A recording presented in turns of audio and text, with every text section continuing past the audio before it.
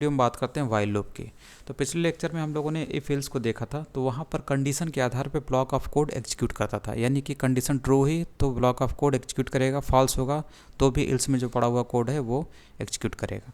लेकिन अब हम लोग यहाँ पे ये देखने वाले हैं कि ब्लॉक ऑफ कोड तब तक एग्जीक्यूट होता रहेगा जब तक कि पर्टिकुलर कंडीशन, जो स्पेसिफाइड कंडीशन है वो प्राप्त ना हो जाए। जो ब्लॉक ऑफ कोड होता है वो तब तक रन करता रहता है जब तक कि स्पेसिफाइड कंडीशन जो है वो ट्रू रहती है। जैसे कि यहाँ पर इसका सिंटेक्स इस तरीके से, सबसे पहले आप वाइल कीवर्ड लिखते हैं, फिर पैरेंथेसिस में आप कंडीशन देते हैं और उसके बाद ये वाइल की बॉडी है जिसके अंदर आपका कोड होता है।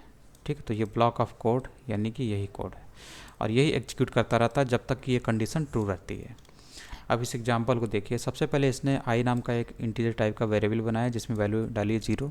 उसके बाद ये बोल रहा है कि वाइल आई की वैल्यू इज़ लेस देन 5, जब तक आई की वैल्यू 5 से छोटी रहे, ठीक है, तब तक इस ब्लॉक ऑफ कोड को एग्जीक्यूट करते रहो। यानी कि इस वाइल की बॉडी में जो कोड पड़ा हुआ है इसको एग्जीक्यूट करते रहो।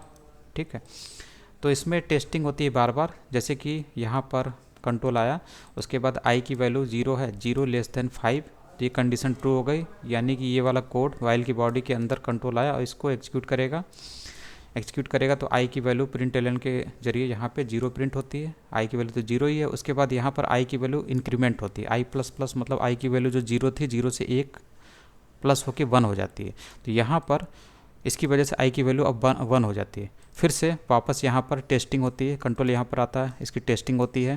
तो आई की वैल्यू जो 1 है, यहाँ पे 1 की इससे टेस्टिंग होती है, 1 इज़ लेस देन 5, तो फिर से कंडीशन ट्रू हो जाती है। फिर से इसी कोड को एग्जीक्यूट किया जाता है और आई की वैल्यू प्रिंट हो जाती है यहाँ पर 1। उसके बाद कंट्रोल यहाँ पर आता है और आई प्लस प्लस से आई की वैल्यू जो 1 थी उससे वो 2 हो जाती है। उसके बाद कंट्रोल फिर से यहाँ पर आता है और 2 इज़ लेस देन 5, फिर से कंडीशन ट्रू हो गई। उसके बाद कंट्रोल अंदर आता है और इसको एग्जीक्यूट करता है और आई की वैल्यू यहाँ प्रिंट करता है 2। उसके बाद यहाँ पर जब कंट्रोल आएगा तो आई प्लस प्लस से इसकी वैल्यू 2 से 3 हो जाएगी आई की। फिर इसके बाद यहाँ पर कंट्रोल जाएगा और 3 is less than 5, condition true हो गई, तो फिर से इसको एग्जीक्यूट करेगा कंट्रोल, यहाँ पे आएगा और इसको प्रिंट कराएगा तो वैल्यू 3 प्रिंट कर दिया। उसके बाद आई प्लस प्लस से वैल्यू आई की 3 से 4 हो जाएगी। फिर से कंट्रोल यहाँ पर आता है और 4 इज़ लेस देन 5, ठीक है, ये भी ट्रू हो गया। तो फिर से इसको एग्जीक्यूट किया और ये इससे आई की वैल्यू यहाँ पर 4 प्रिंट कर दिया और आई प्लस प्लस से आई की वैल्यू 4 से 5 हो गई। फिर से यहाँ पे टेस्टिंग हुई तो 5 इज़ लेस देन 5, बस यहीं पर ये फॉल्स हो जाता है। ये फॉल्स होता है तो कंट्रोल इस बॉडी के अंदर ना आकर सीधे इस वाइल की बॉडी से बाहर आता है। वाइल की बॉडी कहाँ से कहाँ तक, यहाँ से यहाँ तक, तो कंट्रोल यहाँ पे चला आता है। ठीक है, यहाँ पे चला आता है, यहाँ पे जो भी कोड लिखा होगा वो प्रिंट करेगा। ठीक है, तो ये तब तक वाइल लूप चलता रहा जब तक ये कंडीशन ट्रू रही। तो 0 से लेके आई की वैल्यू 0 से लेके आई की वैल्यू 4 तक ये चलता रहा। इसलिए आपको यहाँ पर 0 से 4 तक के नंबर आपको यहाँ से इसके ज़रिए दिख रहे हैं यहाँ पर। ठीक है, उसके बाद जब ये वाइल जब फिनिश हो जाता है, उसके बाद आप अगर यहाँ पर कोई चीज़ प्रिंट करना चाहें, जैसे हम लोग यहाँ पे लिख देते हैं इसको, यहाँ पे मान लीजिए हम लोग कुछ भी लिख देते हैं, अब ये चीज़ यहाँ पर आपको दिखाई देगी। ठीक है, क्योंकि ये वाइल की बॉडी से बाहर आ गया, ये देखिए। इसके बाद यहाँ पर आपको एक चीज़ याद रखनी है, ये लिखा हो do not forget to increase the variable used in the condition otherwise loop will never end. तो यहाँ पर ये जो कंडीशन थी इसको फॉल्स करना भी ज़रूरी है एक टाइम पे। तो इसको फॉल्स करने के लिए आपको इस वेरिएबल की वैल्यू को लगातार इंक्रीज करते रहना है। ठीक, वही चीज़ यहाँ पे लिखी हुई है, क्योंकि इस वैल्यू को अगर आप नहीं देंगे तो ये जो कंडीशन है कभी फॉल्स होगी नहीं। या फॉल्स नहीं होगी तो ये लूप हमेशा चलता रहेगा और आपकी जो मेमोरी है उसको ये क्रैश कर देगा।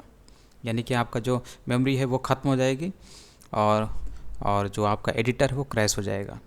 तो ये जो कंडीशन है, इस टाइप की जो कंडीशन है, यानी लूप को फॉल्स करने के लिए, लूप की कंडीशन को फॉल्स करने के लिए आपको कोई ना कोई कंडीशन देनी ज़रूरी है। ठीक है, तो ये वैल्यू को इंक्रीज़ कर रहा है ताकि ये कंडीशन, आई की वैल्यू को इंक्रीज़ कर रहा है ताकि ये कंडीशन फॉल्स हो सके और ये लूप ब्रेक हो सके।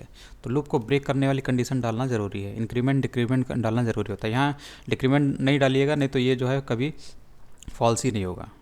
ठीक है, बल्कि आपको यहाँ पे इंक्रीमेंट डालना पड़ेगा, जैसे यहाँ पे पड़ा है। उसके बाद डू वाइल लूप है। तो वाइल लूप के से थोड़ा सा अलग डू वाइल लूप होता है, थोड़ा सा अलग होता है। इसमें मतलब ये है कि एक बार आपका लूप जरूर चलता है बिना कंडीशन टेस्ट के। This loop will execute the code block once before checking if the condition is true.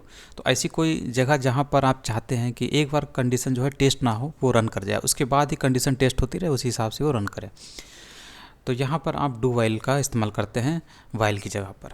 जैसे तो इसका सिंटेक्स देखिए, डू के बाद ये आपका ये कर्ली ब्रैकेट है, यहाँ पर आपका कोड लिखा होता है, और उसके बाद ये वाइल है, और उसके बाद पैरेंथेसिस में कंडीशन है।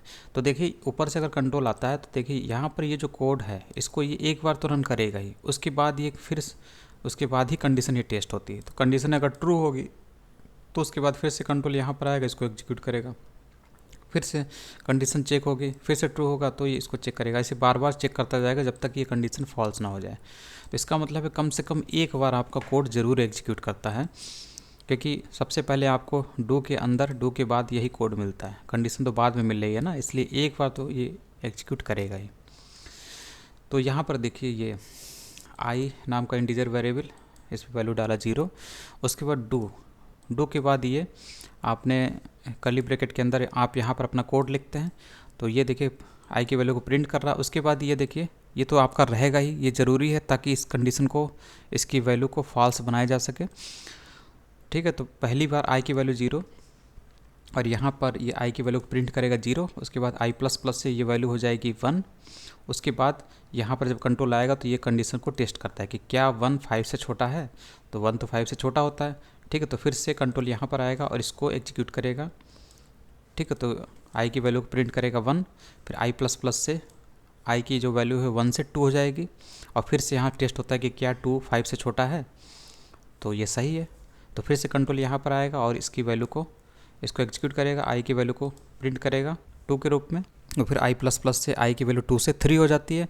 फिर से यहाँ कंडीशन टेस्ट होती है, 3 लेस देन 5, तो ट्रू हो गया। फिर से कंट्रोल यहाँ पर आता है, आई की वैल्यू को प्रिंट करता है 3, फिर आई प्लस प्लस से उसकी वैल्यू हो जाती है 4, फिर यहाँ से टेस्ट होता है 4 लेस देन 5, तो सही है, ट्रू है। तो फिर से कंट्रोल यहाँ आता है और आई की वैल्यू को 4 प्रिंट करता है, और आई प्लस प्लस से इसकी वैल्यू हो जाती है 5, फिर यहाँ पे टेस्ट करता है कि 5 इज़ लेस देन 5, तो ये कंडीशन हो जाती है फॉल्स हो जाती है। तो आपका ये जो डू वाइल लूप है ये ब्रेक हो जाता है, इससे बाहर कंट्रोल आ जाता है। ठीक है, तो इस तरीके से ये काम करता है। तो इससे भी आपको 0 से 4 तक के नंबर आपको मिलते हैं। बस पहली बार जब ये चला था, जैसे कि यहाँ से कंट्रोल आया, तो पहली बार तो इससे कोई कंडीशन मिली नहीं, तो इसको ये एग्जीक्यूट कर देता है। तो आपको ये जो पहला वाला जो मिलता है ये 0, ये बिना कंडीशन के ही ये एग्जीक्यूट हुआ है। लेकिन बाकी के जो 1 से लेके 4 तक के नंबर हैं ये कंडीशन के आधार पे आपको मिले हैं। कंडीशन ट्रू हुई यहाँ पर, उसी के आधार पे ये रन किया, तो ये वाले मिले हैं बिना ये कंडीशन के आधार पे। अब यहाँ पर भी है, do not forget to increase the variable used in the condition otherwise loop will never end. तो यही चीज़ है, इस कंडीशन को इस वेरिएबल को आपको इंक्रीज करना ज़रूरी है, नहीं तो ये कंडीशन कभी फॉल्स होगी ही नहीं। तो इसे फॉल्स बनाने के लिए आपको इस वेरिएबल को इंक्रीज करना ज़रूरी है। ठीक है, और अगर आपने यहाँ पर उल्टा सिंबल लिया होता आई इज़ ग्रेटर देन 5, तो आपको इसे डिक्रीमेंट करना था, इसे आई माइनस माइनस आप करेंगे। तो ये आपको रखना ज़रूरी है, क्योंकि यही जो है इन लूप को इनफाइनाइट होने से बचाता है।